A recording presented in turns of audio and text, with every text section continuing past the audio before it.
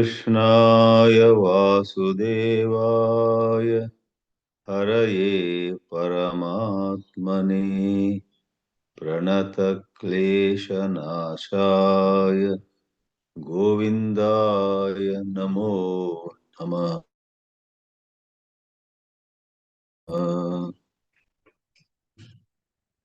In the last class, which was 253rd in this series, held 2 weeks ago, for we suspended a class last week as there was a spiritual retreat going on in Lonavala between Mumbai and Pune.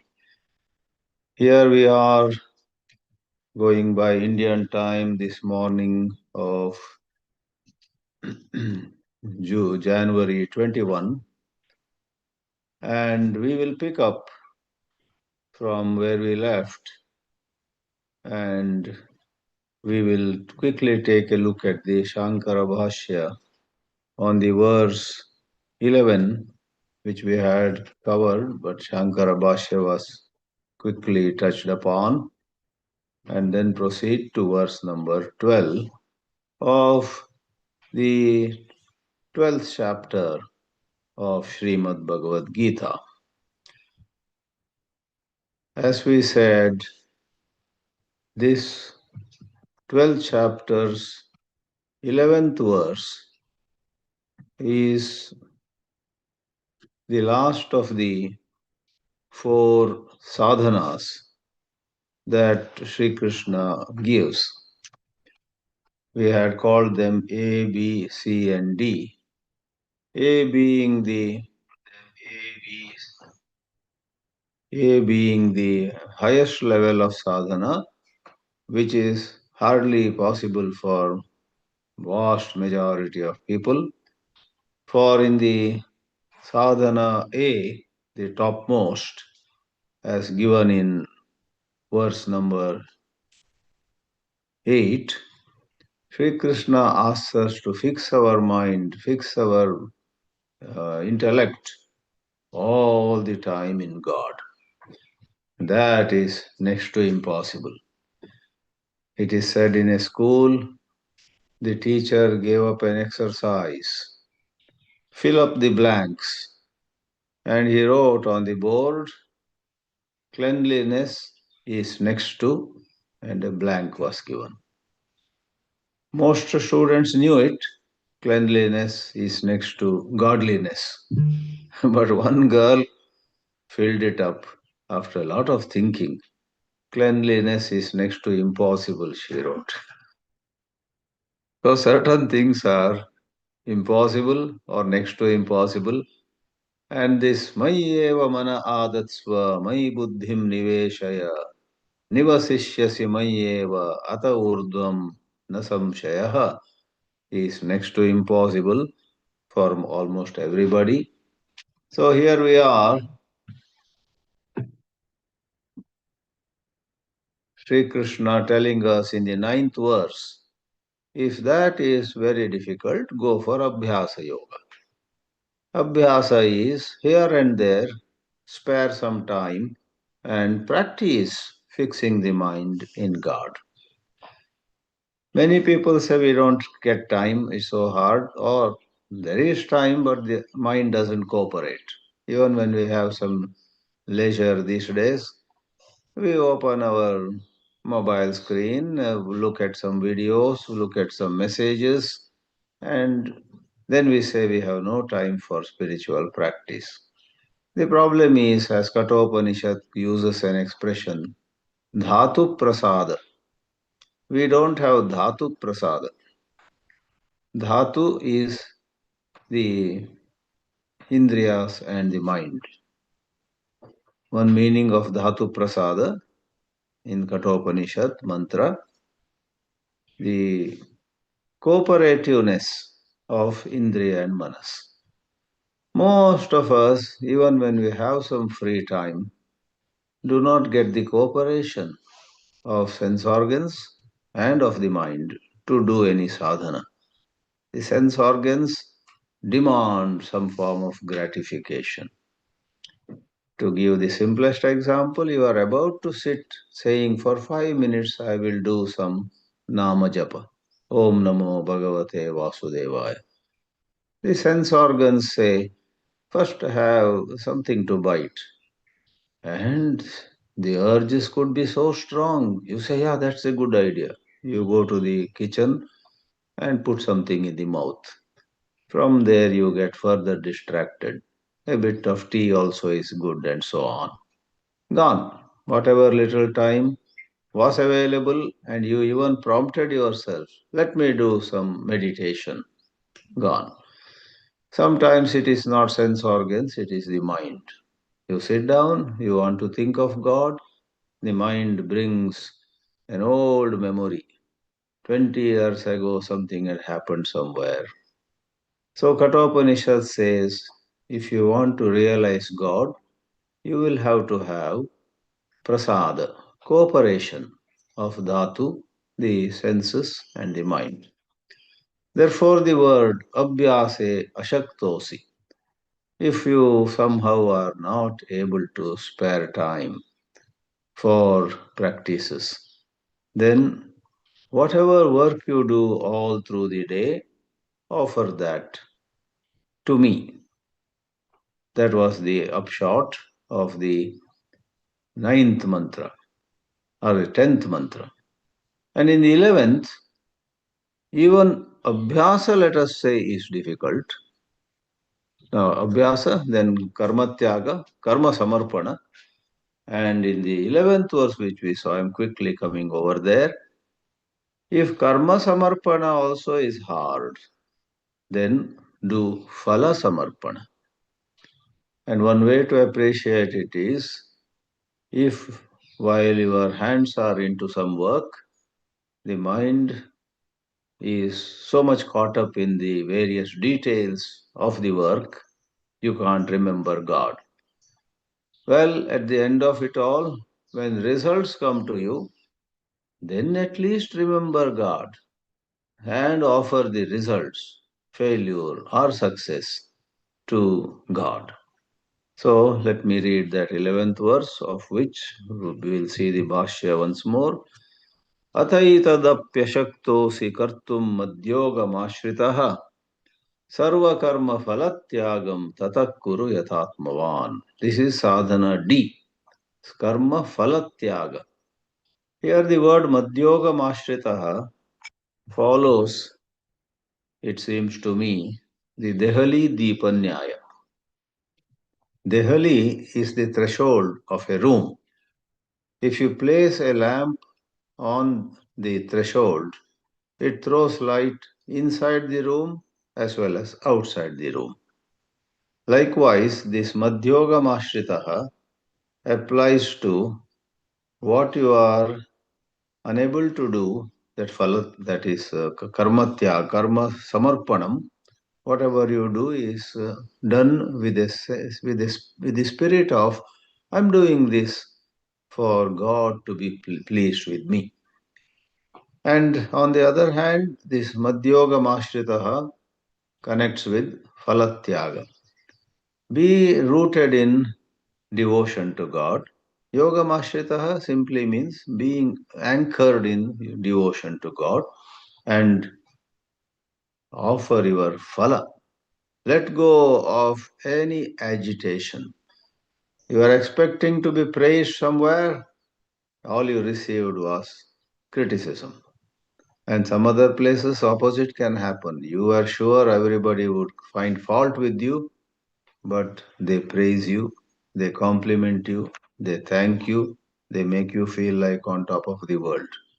Whatever it is, as per your expectations, contrary to your expectations, or somewhere in between, whatever results come to you, sarva karma phalatyagam tatakuru yatatmavan. Yatatmavan means full of self-control. Spirituality, above all, requires self-control. Somebody with a lot of knowledge, suppose has no self-control, will not rise in his journey. Somebody else with half as much scriptural knowledge has certain self-control, he is able to persuade the mind, which is trying to go somewhere else. He is able to successfully persuade the mind, not now, come over here, do this sadhana. That person will succeed so well. Now the Shankara Bhāshya says on this shloka 11, Ata punaha etadapi yaduktam, whatever was said, mat karma paramatvam, offer all your karma to God. While doing karma, think that finally you want the pleasure of God. That is important.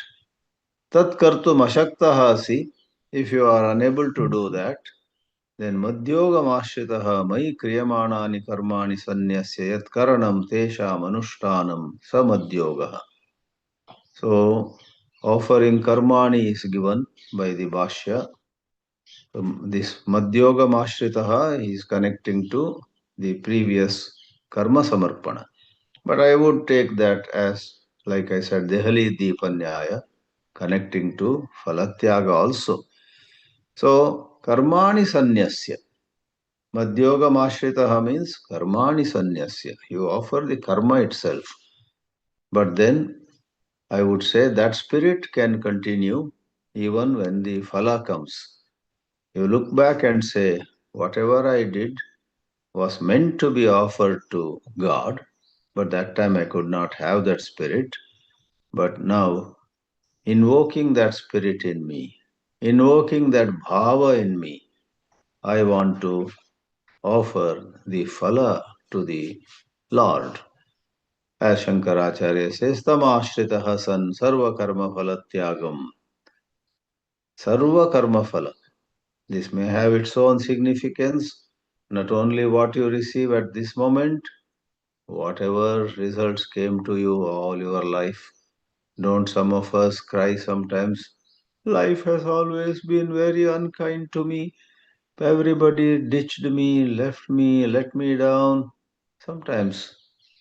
So, because you are loaded with memories of failure, rejection, and of course, faults at your end also.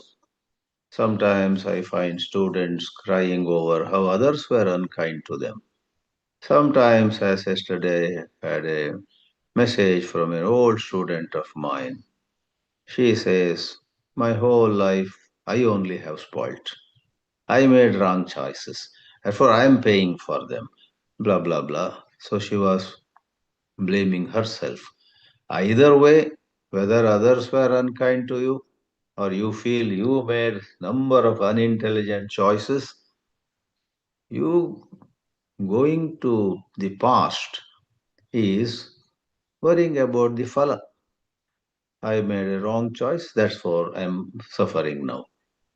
So this suffering because of something you did 10 years ago or 10 days back, either way, you don't want to suffer, but you are suffering. Some people connect it with your previous lives. This is all some purva karma, prarabdha of my previous lives. That I am not treated well, I am not received well, I am not appreciated, and so on. Krishna says whether it is previous lives or previous years of this present life, or even what you did yesterday, one day before, you connect it to how you are suffering. The suffering is the phala, offer it at the feet of the Lord. Sarva karma phalatyagam sarvesham karmanam phala sannyasam sarva karma phalatyaga. He explains the compound and quoting from the shloka, he says, tatakuru anantaram. With that bhava, you go ahead.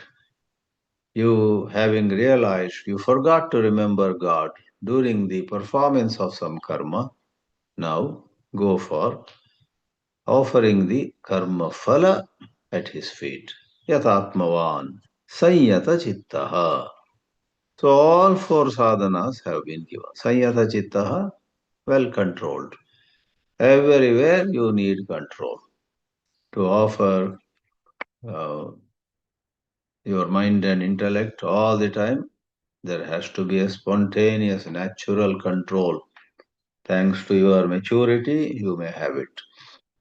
And to do abhyasa, of course, you need self-control. And to do karma tyaga or karma samarpana, you need self-control. And to do phalatyaga also, you need self-control. As they say, it is natural for water to flow from upper level to lower level. If you want to lift some gallons of water from lower level to upper level, there is force needed, energy needed, work needed. Likewise, if we really want to change, we have to exercise gentle, mature self-control, which is distinct from suppression. You need to handle yourself with great care. Just as you handle a servant or vice servant, even colleagues, roughly and harshly and frowning at their mistakes, they will leave you. Or behind your back, they will criticize you. I don't want to work with this man who is so lacking in appreciation. At the first opportunity, I will leave him and go. Whereas if you are dealing with colleagues, people who are reporting to you, people to whom you report, with certain care, with certain gentleness, you show their fault, but you do not hurt them. You do not insult them in front of others and such things. There is a whole art of that. Then, though they feel a little bad that you showed them their fault, because most human beings want only praise. They want only praise. Even if they drop a glass and it breaks, you should say, "What a musical sound came when you dropped the glass." They smile and thank you, thank you. People want to be praised no matter what. But you need to, as a boss, as a leader, as a superior, you need to tell them this is not right. Because if you don't tell them no, now they will do more. So it's a duty of the leader to tell the subordinates, you are a little wrong here. But there are number of possibilities, number of ways in which you can tell others the fault they are committing. Therefore, this self-control is required to persuade ourselves to do anything better than the way we did last time. Last time I showed some person's fault when others were also hearing. This time I could call him to the cab. Just meet me for 2 minutes. And then I didn't want to say this in front of all. Look, you please do such work in such and such way, and so on. So, self control. All this came by the word yatatmavan, sanyata chittaha, sanyata indriyaha.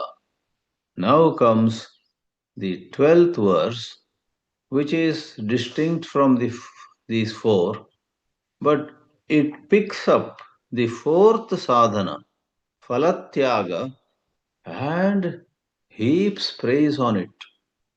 Suddenly, Sri Krishna is inspired to praise phalatyaga as though that is the top sadhana.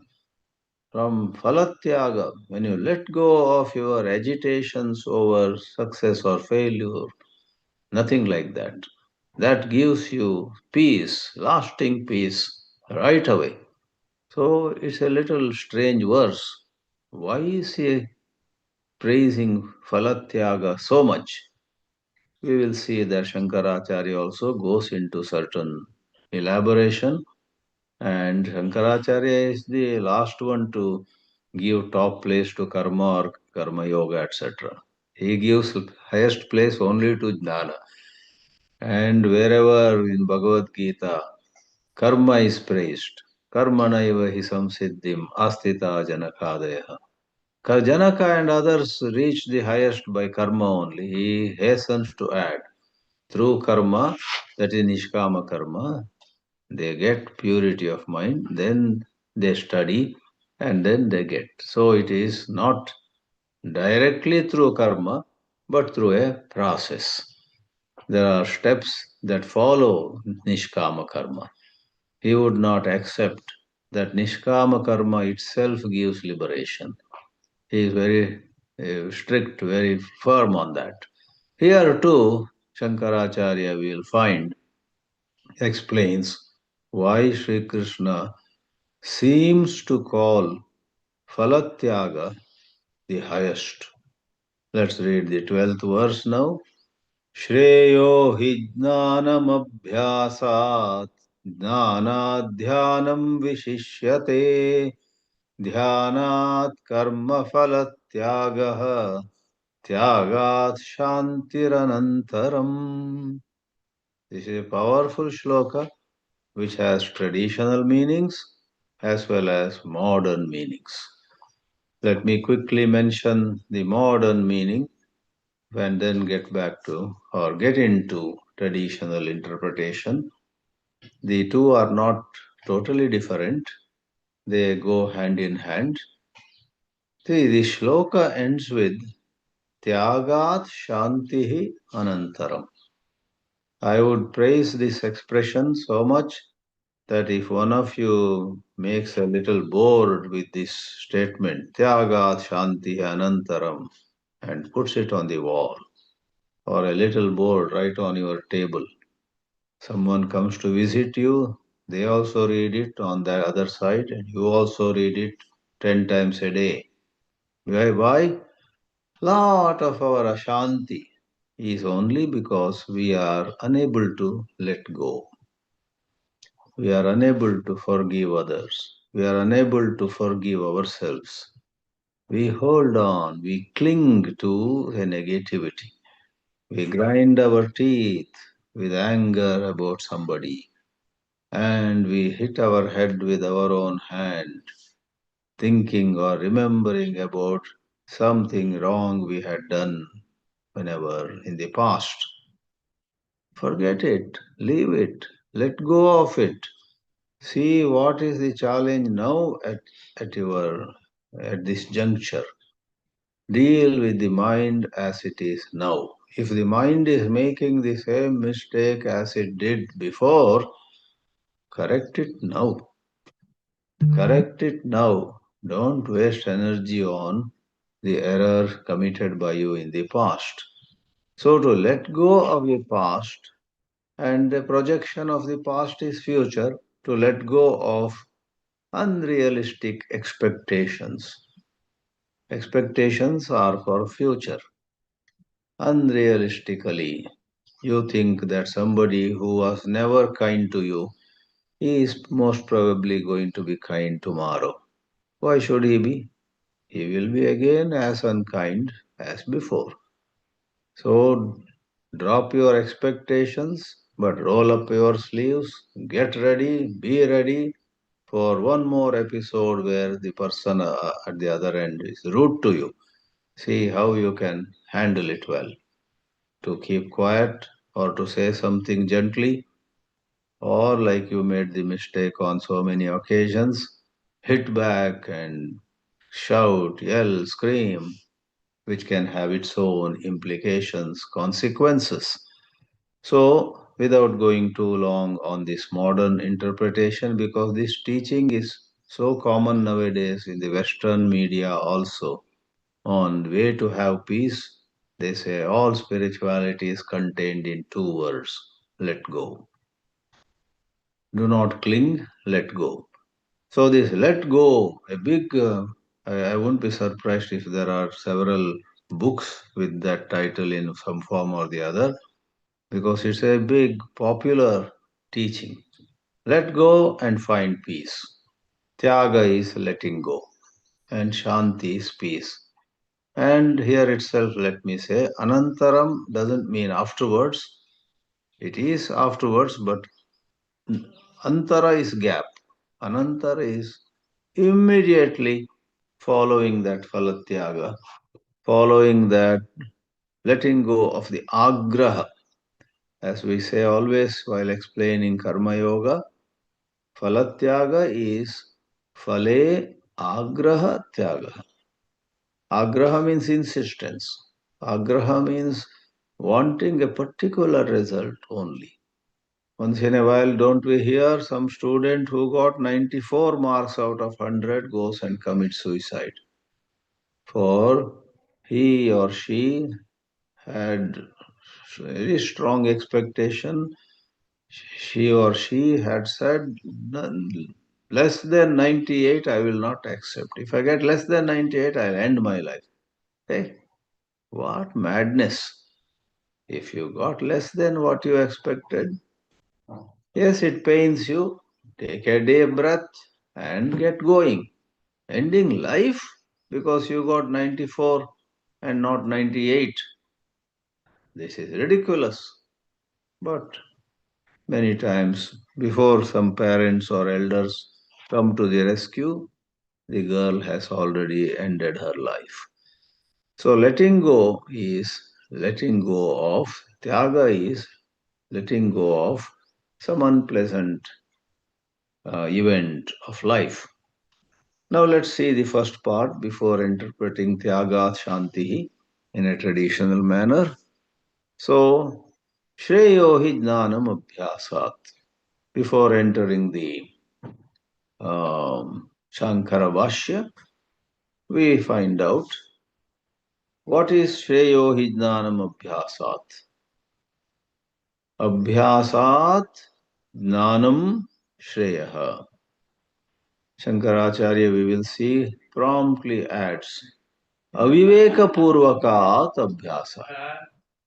Somebody is doing this or that practice, whatever japa, dhyana, whatever puja, or it need not be devotional only. Somebody is doing the practice of adhyayana. Every day she reads a few verses from some Upanishad and contemplates, but she has not learnt it properly. She has not understood. In fact, there are times when people go ahead with reading some mantra or shloka. Number one, without understanding. Number two, with opposite understanding. As it is said, yatavat, ayatavat, and viruddham. Sometimes opposite meaning. Over there, a Sanskrit line might say, control your mind.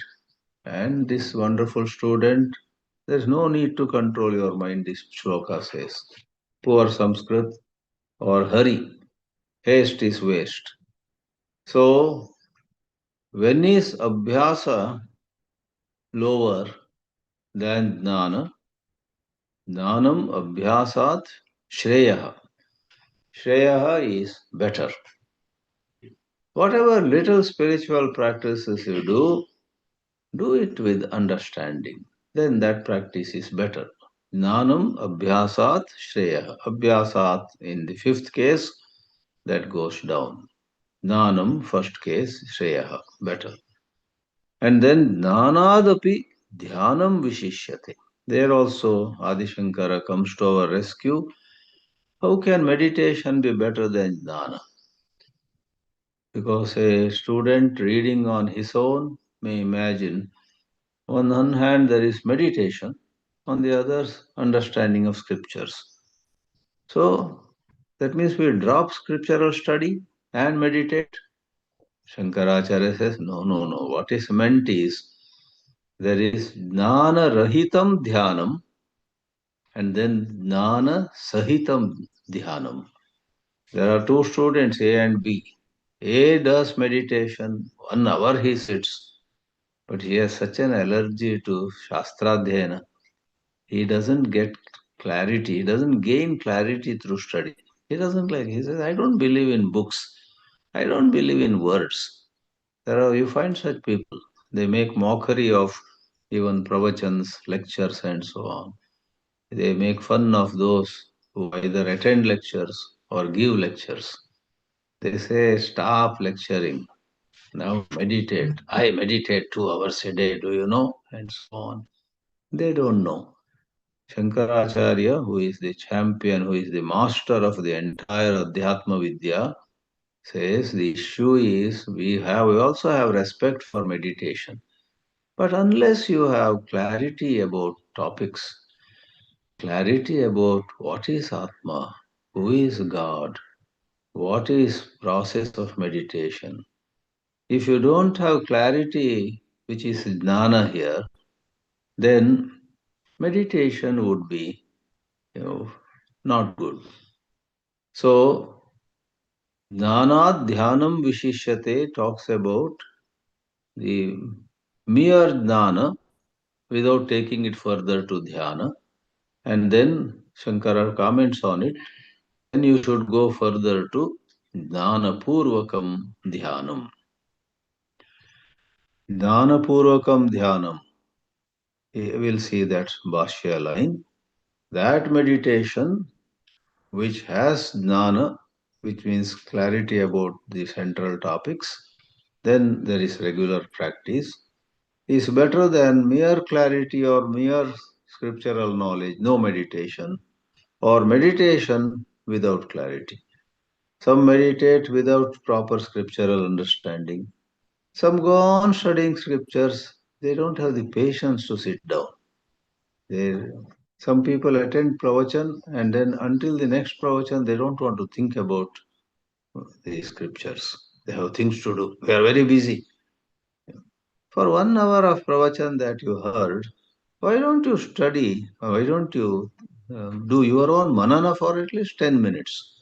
Today, the teacher spoke mainly on such and such topic. If I understood it right, he said this, he said that, do some manana. Many people have no patience at all. In fact, if their talk is for 45 minutes, at 35 minutes only they keep seeing their watch. Because I need to go, I need to do this. They don't go, but nor do they pay attention fully. So these are some subtleties here. Mere jnana and then jnana flowering into dhyana, or mere dhyana without the support of jnana, they are not good. So when he says there is abhyasa number one, jnana number two, then dhyana, that dhyana is not other than jnana, it is the flowering of jnana. With more and more clarity, you and I realize I have so much knowledge of scriptures, but I do not sit and internalize it. I do not sit quietly and get a hold on my own jnana. My jnana comes out only while discussing with other students, only when there is a demand. There's something called demand driven transfer. You deliver your jnana only when there is a demand. Otherwise, you indulge in mechanical work or pleasure and so on. And then the shloka excels in highlighting karma phalatyaga. We have talked about scriptural study, gaining some clarity, meditating upon it. Then we think that is the end of it. In meditation, you destroy ignorance. But Sri Krishna gives us surprise. He says, karma phalatyaga is higher than even meditation. So, unless it is properly interpreted, it can confuse because ordinarily we talk of karma yoga. Phalatyaga is after all karma yoga only as inferior. Karma yoga is inferior. Jnana, dhyana are superior. That's the notion we have. And Shankara says it is so actually. It is so. Then why is it said here karma phalatyagaha dhyanadapi shreyan? Shreya is neuter, Shreyan is masculine, Tyaga being masculine, I said. Phalatyagaha Shreyan. If there is some feminine word, we have to say Shreyasi. In Sanskrit, the adjective has to be in a proper linga. Shreyaha neuter, Shreyan masculine, Shreyasi is Janani Janmabhumischa Swargadapi gariyasi. So there they say gariyasi is feminine because Janani also is feminine, Janma Bhumi also is feminine. So let's come aside from grammar. Karma phalatyagaha dhyanadapi shreyan. Why? The thing is, let's say this much at this moment. Even in meditation, you are meditating. You have got good scriptural understanding, shabash. Then you say, I meditate. Nowadays, I meditate 1 hour a day. Olden days, I used to be just a scholar giving talks or participating in group discussions and impressing people with my vast knowledge, but I never sat down to meditate. Somebody confesses, now I meditate. Okay, so you meditate, you have good knowledge. What is the quality of your meditation? Then the student may say, I meditate, and during the meditation, I long for some experience. I long for something to happen. And I worry. I have been into spirituality for so long a time. And as I said, nowadays I'm regular in meditation too. Why am I not getting enlightened? Something should happen. I should be transformed. So I see you entertain these thoughts during meditation. Of course, I don't do anything without a purpose. And when I do something, I am eager to get the result of it. That is called phalasakti.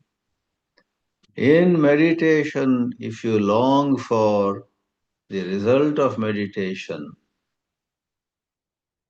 you are already sleeping. You must meditate without longing for the result.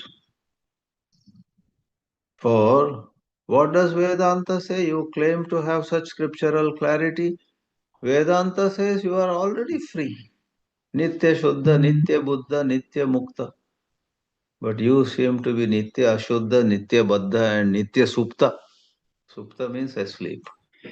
With so much of scriptural knowledge, again you seem to go to a terrible sleep. And in your dhyana, you say, when will I get enlightened? When will I, at least enlightenment I can wait. Some siddhi should come. I should be able to walk on water. I should be able to read others' minds. I should be able to fly in air. I should be able to touch something and it should go turn into gold. Something should happen. Lot of people have headache in my family. I should be able to touch them and their headache should go. I should have some healing powers. So gross and subtle, respectable and not respectable desires arise, let us say, in your meditation. In fact, many sadhus, when they meditate, one moment they say, my mind is so calm, so beautiful, so nice. I want to meditate more. That's very good. Next moment they say, but my own family members do not respect me. They think I am an escapist. They should know how high I am, how elevated I am. They should know God. I can wait for enlightenment, but please make my family members to start respecting me. They need not touch my feet, but at least they should one word. You know, in our family, you are truly advanced. Please guide us also. Some such words, at least for upachara. Upachara means, just to formality sake. In numerous ways. I believe in one high school there was a student in ninth grade, and his senior, somebody whom he knew, stood first in the school, and he was honored by a Rotary Club of the town. The boy who stood first in the school.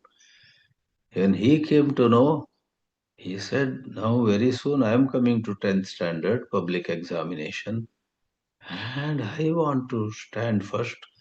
Then the Rotary Club will invite me in front of my parents, aunts, uncles, etc. They will give me some gift and they'll praise me. He got so attached to that dream of being honored, being felicitated in a Rotary Club consumed him. His studies became less. He was dreaming more and more of that phala. This should happen, that should happen. And then he stood sixth in the class in his school. Sixth, not first, not second, not even third, fourth, or fifth. Sixth place. And one main reason was he was so attached to the result. So, karma phala tyaga is praised as higher than meditation. What is meant is, meditation is in no way put down. Meditation goes to a greater height when in that meditation also there is letting go of the desire for result, desire for instant result, desire for something spectacular to happen. That's a impurity in meditation. As they say in bhakti, bhakti for bhakti's own sake, love for love's own sake is the highest. Love for some material gain, for pleasure, for position. You know, you say I love somebody. If you introspect, you know that you love him or her for maybe some money, for some advantage, some social status. Then your love is impure. So this is strongly brought out in the shloka, which is marked by the climax, Tyaga Shantiranantaram. Now Shankaracharya writes a relatively long commentary on this. First, there is just a short paragraph which explains the basic meaning of the. Today we will be able to see that. Then there are two long paragraphs, relatively longer, nothing really too long, relatively longer, where being a champion of Advaita wisdom, where there is you know, Jnana, Jnana alone praised, Jnana devatu kaivalyam, Shankaracharya really makes a case for how Jnana of is and definitely is the way to freedom, not Falatyaga. But then why are we praising Falatyaga? For that he makes a very traditional argument and shows that it is in a certain context. In a certain context, it is right to say Falatyaga is the highest. In this hierarchy, you have Abhyasa, Jnana, Dhyana, and Tyaga. Four items are in this shloka. Abhyasa, Jnana, Dhyana, and Falatyaga. Practice, and then scriptural knowledge, then meditation, and letting go of insistence on results, particular results of actions. Now, among the four, Tyaga is placed highest because it is in a certain context. Otherwise, Shankara would strongly advise everybody to study Vedanta very carefully and awaken in themselves right understanding about the pure self. But in a certain context, meaning, suppose somebody has been studying and has a certain degree of clarity, but he or she is unable to let go of certain desires. A lot of scriptural knowledge, you know. There are a lot of sadhus also who have enviable scriptural knowledge, but they have some desires. Once, when I first was posted in USA in '93, within the letter, I will not name him, but a very senior Swamiji of Chinmaya Mission. In fact, I had attended his classes when I got newly into Vedanta. Not primarily, but he was also one of the teachers whose classes, a few classes I had attended. He knew me that time. This college boy is coming to our classes, he had recognized. So that man, with whom I was not in much touch at all, suddenly writes a letter to me. All the way, postal letter comes in California to my hands. And that senior Swamiji was maybe 25 years older to me, writes, I'm glad, I am proud of you. You are in USA, you are representing this Chinmaya Mission Center, and I knew you when you were coming a few years ago to some of the classes. You remember I once wrote to a postcard, something blah blah he wrote. Then he says, you know how for long years I have been teaching Vedanta. You know, you appreciated my knowledge, etc. And I joined Chinmaya Mission so many years before you did. That also you know. What is the point? Finally, he writes, can you recommend that I also be posted in USA for 1 or 2 years? My eyebrows went up. Oh, I had great respect for him. He is now no more. Even now I respect him. He was a wonderful Swamiji, wonderful, very devoted person. But see, jnana, dhyana, and maybe anything else. But he was not able to let go of the thought of a certain desire. I should be for 1 or 2 years at least abroad somewhere and so on. Then I expressed my regrets. Though I am here, I am not such a senior person. There are others, and I don't know how to influence the decision making. Something I wrote. So that is the context Shankaracharya explains in a bit of a traditional way. We'll see it. But here Shankara says, Shreyo hi prashasyataram jnanam. And why is it kasmat? Avivekapurvakat abhyasat jnanam shreya. Some people practice, but viveka, they don't have viveka. They say, I am Atma.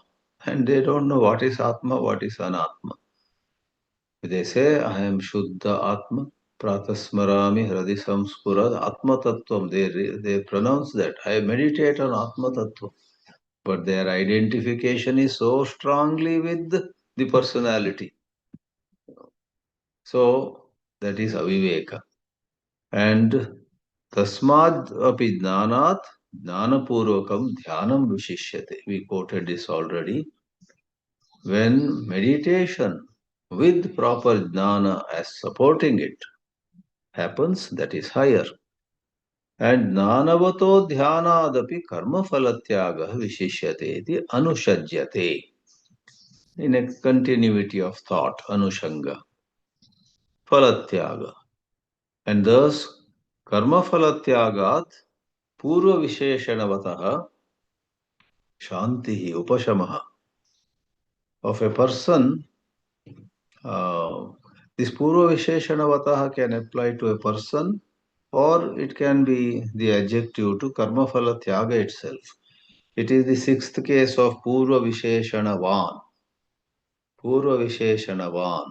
The person or the phalatyaga which has the adjectives given before. What is that? So, knowledge, meditation, and so on. So, karma phala tyagat shantihi, supreme peace. In karma phala tyaga, let us say there is, even for a moment, right understanding of scriptural teaching. And there is the continuity. Dhyana, after all, is sajatiya vritti pravaha. So one goes into a state of, I do not desire anything. No, I don't need anything. I don't have to become anybody. I don't have to shine in any manner. I don't have to win the acclaim of any people. For a moment, he arrives there. There is the scent of jnana. There is the scent of dhyana, meditation. And he's not meditating formally. He lets go of some result which he was desiring earlier. See, karma phala tyaga is the main one, but it is marked by purva visheshana. It has the, I call it scent, it has the fragrance of the essence of scriptural study. It has the fragrance of true meditation. That kind of intensely letting go of wanting some particular outcome or result, is the highest. And this Shanti, what is Shanti? Acharya Shankara is generous here. Shanti here means Sahetukasya samsarasya upashamaha. Your whole worldliness, all worldly bondage is samsara along with the various reasons, factors, causes of it. The whole thing upashamaha vanishes. Natu kalantaram, not after some time, right away. So first he is very generous and completely endorses karma falatyaga, then makes some clarification that really this is easy to say, but someone who has not studied properly, someone who has not done enough of manana, rarely comes to this. How can one do karma falatyaga? So, for the sake of saying, it is said, if someone were to let go of one's desire for results completely, that is actually the essence of everything. So without going through scriptural study, without going for regular meditation, suppose someone has really dropped all desires. He is going to explain, quoting Kathopanishad, Yada sarve kamaha pramuchyante, Yada sarve pramuchyante kama yasya radhishritaha. There is a mantra towards the end of Kathopanishad. That is the higher state, when there is no desire in you. Even you don't have desire for liberation. The scriptures talk about it. You want mukti? I don't want anything at all. If the devotee were to say, he gets first. She who says, I don't even want mukti, gets mukti first. And if someone who says, yeah, how did you know? I've been waiting for mukti. Then there's a trap there. So Shankara, we must appreciate, generously accepts this and then clarifies. But you think it is easy?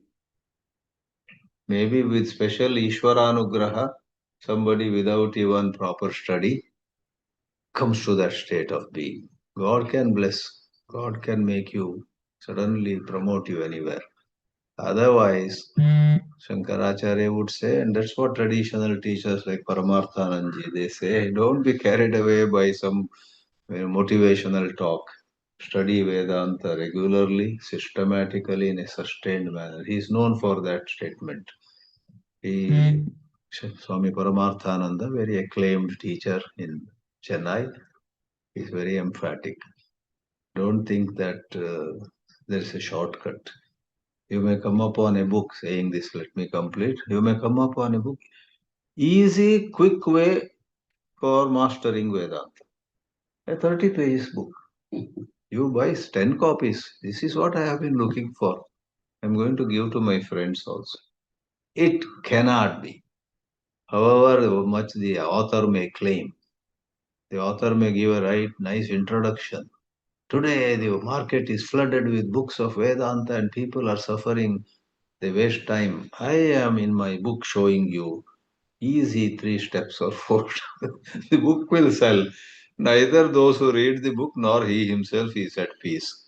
He is just a talker. He is just gifted with some linguistic skills, some rosy expressions he writes, and the book is well designed and attractive cover page. It will sell, but very soon he will find himself in much misery. All those marketing skills may work somewhere else, not in liberation. Om Namo Bhagavate Vasudevaya.